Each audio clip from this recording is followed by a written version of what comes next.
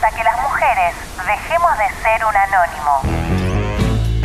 Pecadoras de alma. Pecadoras de alma. Porque ¿quién nos quita lo bailado?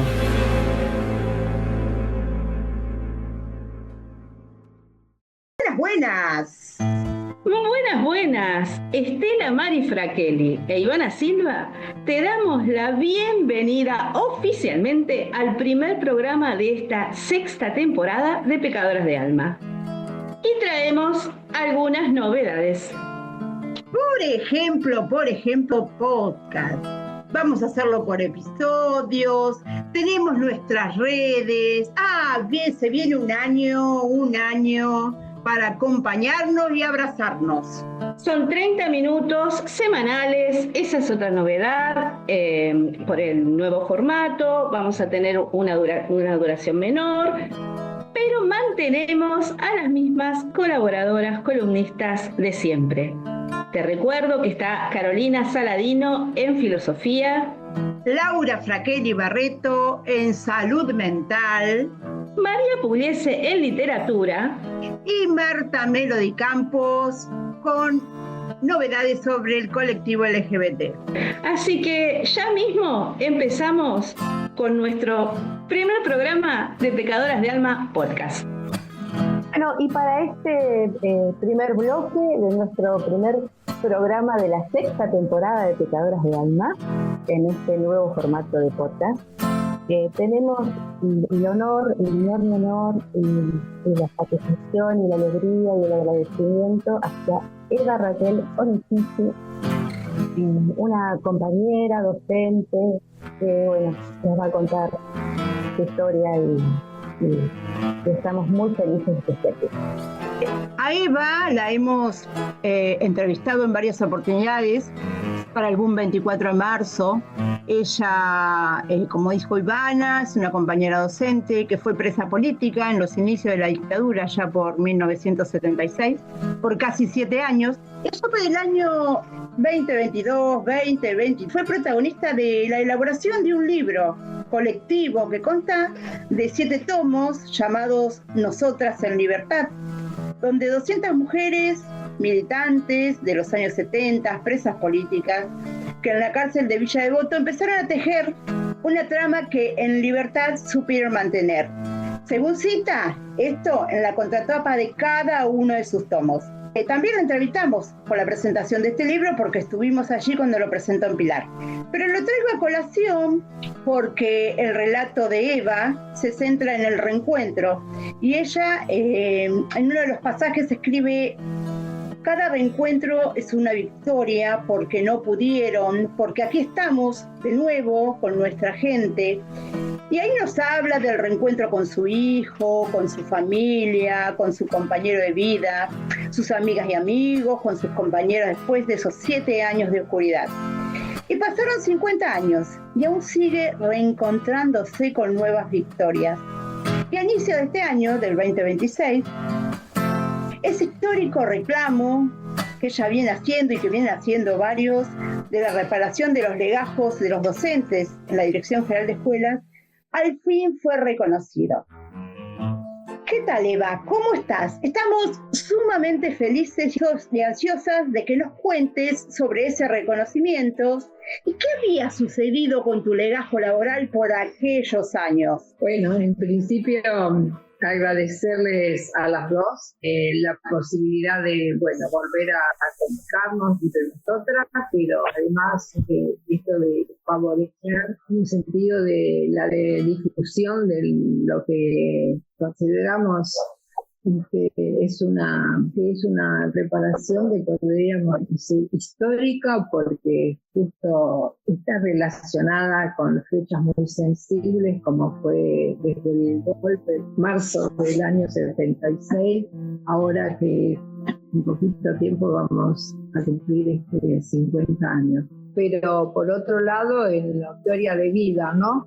Una satisfacción y preparación a nivel familiar, por lo que pasamos nosotros como familia, y a nivel personal, en el sentido de reconocer desde la acción de lo que es el Estado, de reparar este daño, ¿no? Porque esto viene a cuento a raíz de que existe la ley a nivel provincial, es la 15.204, donde se plantea de crear un registro de trabajadoras y trabajadores, tanto docentes como estudiantes, que durante el periodo de la dictadura, e incluso incorpora, es muy importante, incorpora desde el año 74 hasta el año 83 todos los casos de trabajadores docentes y estudiantes que han sufrido situaciones de desapariciones o asesinatos, ¿sí? Entonces, ¿qué pasaba con estas situaciones? Los que estábamos trabajando, como es en mi caso, frente al secuestro que fue el 29 de marzo del 76, el hecho de dejar de ir, de presentarme en mi trabajo, en la institución escolar, aplican o ponen un artículo referido a las inasistencias que en realidad estaba relacionado como que, bueno, no asistía los primeros días y después seguían con ese artículo como una cosa totalmente indefinida, que termina como que hice un abandono del cargo docente, hasta que en el mes de septiembre del año 76 me dan la baja definitivamente del sistema, porque claro, no me presento a trabajar. Pero por el otro lado, sí sabían que estaba ya en septiembre del 76, yo había pasado desde marzo al mes de mayo, había pasado que todo el periodo de desaparición por distintos centros clandestinos, hasta que en el mes de mayo ya ingreso a un penal, y después, que es el penal de Olmos, y después a fines del 76 ya ingresamos a la mayoría de las presas al penal de Gordo. O sea, desde la institución escolar se sabía dónde estaba y cuál era la situación que estaba atravesando. Entonces está esta incoherencia, ¿no? Entonces esta ley lo que hace es hacer en un principio el registro de todos aquellos que atravesamos esa situación y reparar el legajo personal de todo relacionado con todo el tiempo que transcurrió. Porque en mi caso, por ejemplo, fue la desaparición, la detención a disposición del Poder Ejecutivo, que se extiende hasta el año 83. En el año 82 estoy desde agosto del año 82 hasta el año finales del 83, con las elecciones, estábamos con libertad vigilada. Por lo tanto, estando en esas condiciones, tampoco podía, para las autoridades, recuperar mi cargo docente. Entonces, lo que se hizo ahora es dejar fehacientemente con esta resolución que no es que falté porque no quise, sino cuál fue la situación que tuve que atravesar. Y te llevó 50 años, Eva, sí, que reconocieran esa situación sabiéndola, ¿no? Porque en democracia hace 50 años que estamos. Yo el reclamo lo había iniciado hace varios años atrás y no había obtenido respuesta en realidad. Y justamente en nuestro distrito, a partir de la propuesta que hay, que se viene trabajando desde Dirección General de Escuela y se van implementando en las distintas gestiones educativas, referidas justamente a investigar casos como el mío. O sea, es una comisión que se encarga directamente de reparar, analizar, de buscar toda la información de casos de docentes y estudiantes que fueron desaparecidos, pues fueron secuestrados, que estuvieron presos y demás, ¿no? No es que yo en el año 83, cuando ya nos levantan el PEM, yo vuelvo a la escuela y está todo bien y yo empiezo a dar clase. La cosa no es así y no fue así. No pude recuperar el cargo ya en clase en forma inmediata, sino que en un principio tuve que inscribirme siendo yo titular. Me tuve que volver a inscribir como si fuese un maestro que recién se iniciaba. Por otro lado, como venía haciendo el reclamo desde la libertad vigilada, venía reclamando a la Dirección General de Escuelas por mi caso, y me respondían que no estaban dadas las condiciones para recuperarlo. Ya tenía un legajo reclamando esto, justamente con la sumisión en el mes de diciembre ya del gobierno democrático. Tenía el avance, de que había un pedido. Y es así que en marzo del año 84 yo entro en la escuela primero a trabajar como maestra provisional. Y trabajé unos poquitos días como maestra provisional y recibo un telegrama desde La Plata donde me citan, y en un acto que se hizo en la Dirección General de Escuela con el ministro de Educación.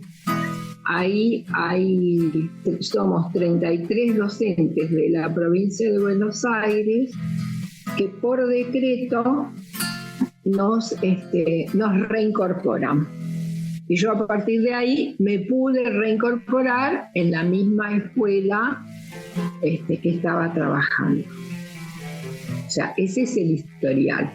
Me reincorporo en el cargo, o sea, teniendo la antigüedad previa que tenía al año 76, pero el periodo del 76 al 84 quedaba en blanco. O sea que perdí esa cantidad de años, ¿sí? Pero después, dentro de la democracia, se fueron haciendo muchas presentaciones desde los gremios, desde los organismos de derechos humanos, y habiendo transcurrido ya 4 o 5 años, ¿qué es lo que ocurre? Se resuelve que todos aquellos que cumplíamos determinadas condiciones que se ponían dentro del contexto de ley, que fueron surgiendo en esa época, hubo varias leyes que se buscaban la forma de dar respuesta a estas necesidades. Por fin a mí me reconocen todo ese periodo trabajado. Me reconocen el periodo trabajado. No quiere decir que a mí me hayan pagado los sueldos de ese periodo. No, claro, eso te iba a preguntar. A los fines de la jubilación.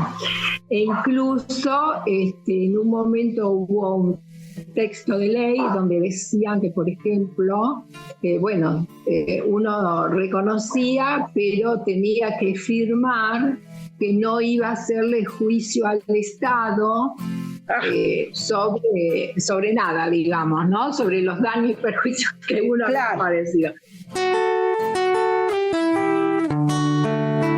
Soy Nora de Cortiñas, integrante de Madres de Plaza de Mayo, línea fundadora. Quiero dejarle para la radio que sigamos queriéndonos, amándonos, abrazándonos, que vamos a triunfar. Bueno, y Eva, ¿en qué momento de nuestra historia nacional vos decías que te habían sugerido que firmaras un acuerdo, un documento donde ellos te restituían el cargo, pero no tenías que hacer al Estado responsable de ninguno de los horrores que habías sufrido? ¿En qué momento de la historia fue eso? Bueno, eso es en el periodo ya en el periodo democrático.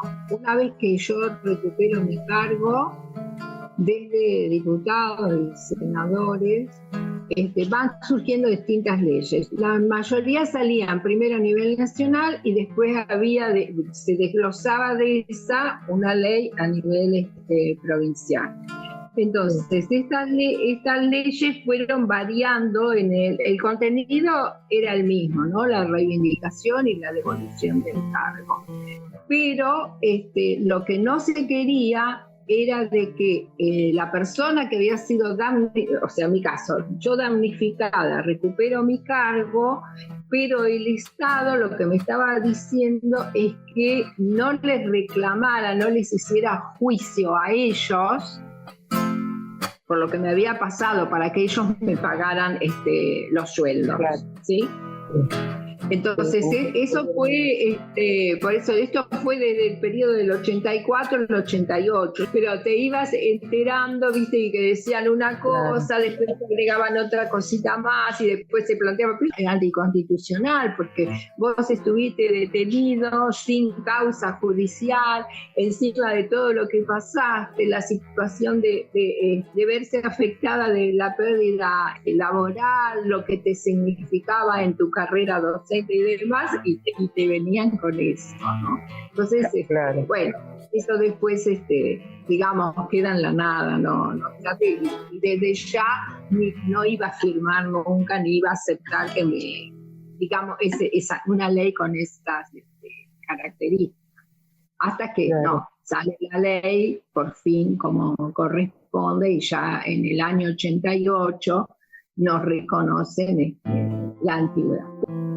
Claro, ¿y cómo quedó tu situación? No sé, por ejemplo, los docentes solíamos tener lo que se llamaba un cuaderno de actuación. En el cuaderno de actuación, esos años que vos no estuviste trabajando, ¿cómo figuraba? Sí.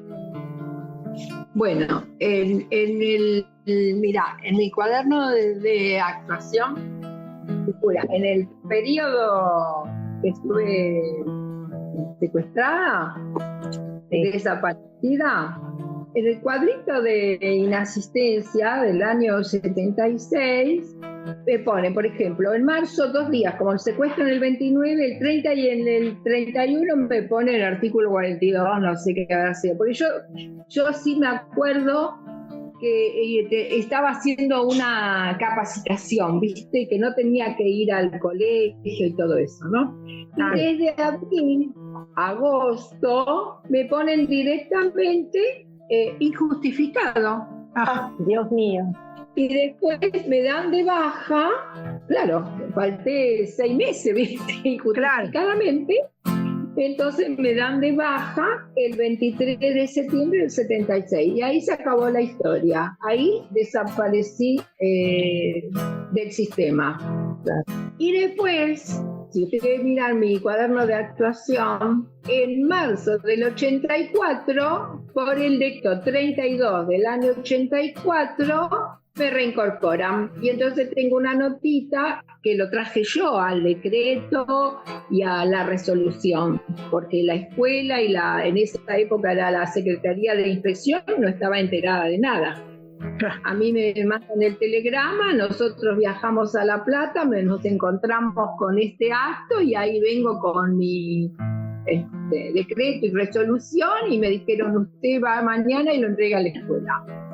Y que la escuela después, y tiene que ir a la yo tuve que hacer todos los trámites. Claro, ir a la escuela, a la Secretaría de Inspección y todo eso, y ahí se iban enterando ellos. Todo fue así.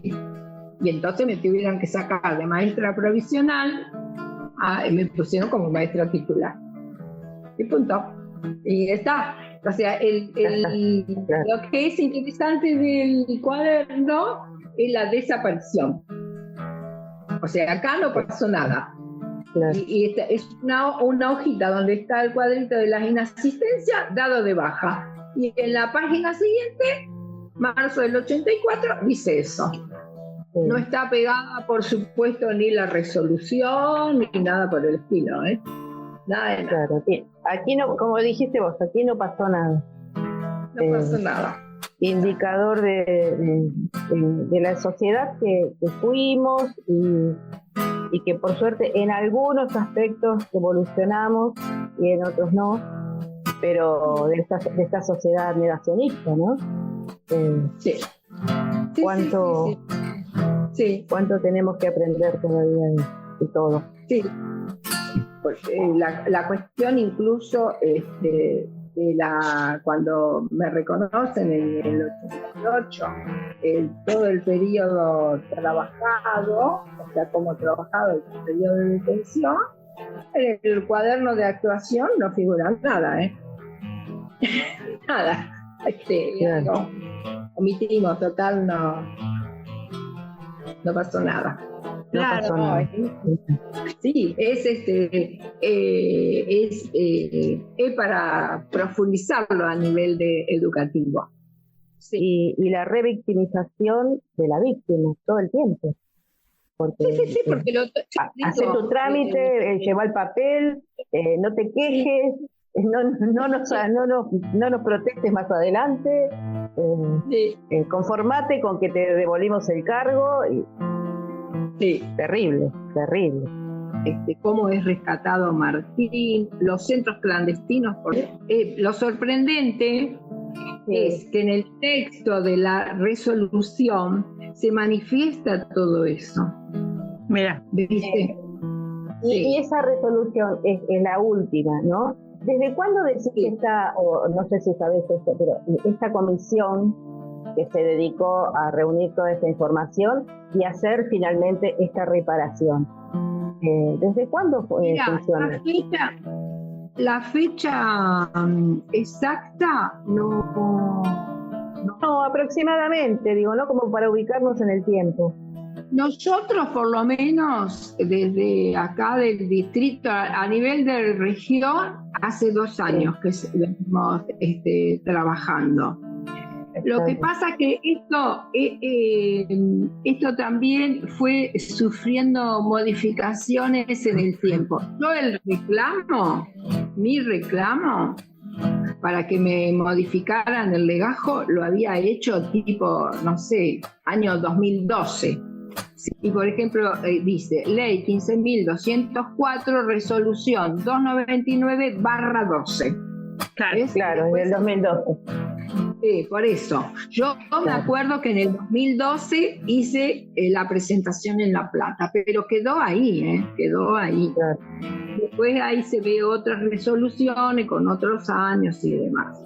Así que bueno. Bueno, pero 2012 eran casi 40 años del horror de la dictadura, claro.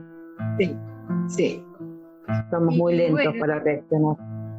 Y después, incluso lo que toma es la importancia que por eso ellos le dan, porque dice, cuando termina la resolución, plantean, rectificar la hoja de servicio y todo otro antecedente institucional referido al cese y demás, con todos mis datos personales, y dejándose constancia de que en el mismo ha sido a causa de detención, desaparición y persecución perpetradas por el terrorismo de Estado, incorporando el presente al archivo histórico de la Dirección General y remitiéndose copias de antecedentes a la Secretaría de Derechos Humanos de la provincia de Buenos Aires. Pero a su vez también pasa,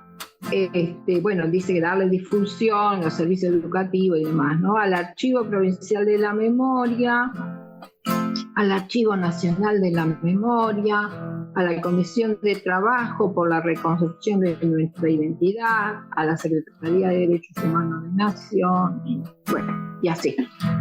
O sea que está bien. Para que ya no queden dudas.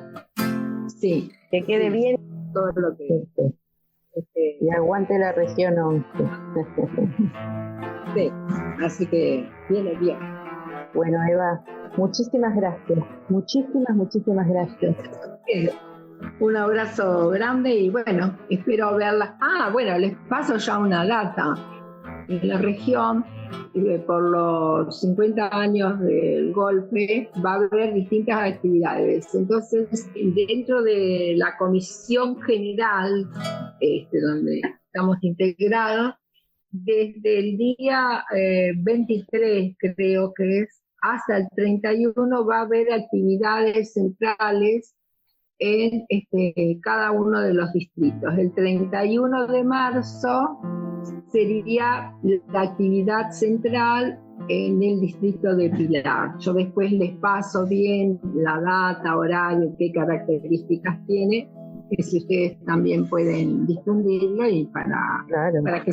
Aquí listas y preparadas para recibir esa información y difundirla en nuestro... por los medios que tengamos, ¿no? Las redes. Sí. Está. Bien. Bueno, muchísimas gracias. Entonces, hasta la próxima. Gracias a vos y hasta la próxima. Gracias. Un abrazo grande, Eva. Un beso grande. Bueno, y así termina nuestro primer episodio de la 6ª temporada de Pecadoras de Alma Podcast, en vísperas del Día Internacional de la Mujer, en que, quisimos traer esta entrevista a esta mujer que admiramos y respetamos muchísimo por sus convicciones y por su historia de vida. Y te recuerdo que, como siempre, vamos a salir por FM Tincunaco, por Radio Palabras del Alma y por nuestro canal de YouTube, @Pecadoras de Alma. Y se nos acabó, Estela. Se acabó este primer programa en un año donde vamos a hacer hincapié en lo colectivo, en lo comunitario, en los abrazos, en la alegría y en el amor que podamos dar y recibir, porque no nos van a poder ganar. Como nos dijo Norita en el separador, venceremos, pero venceremos siempre y cuando estemos en forma colectiva. Nadie se salva solo.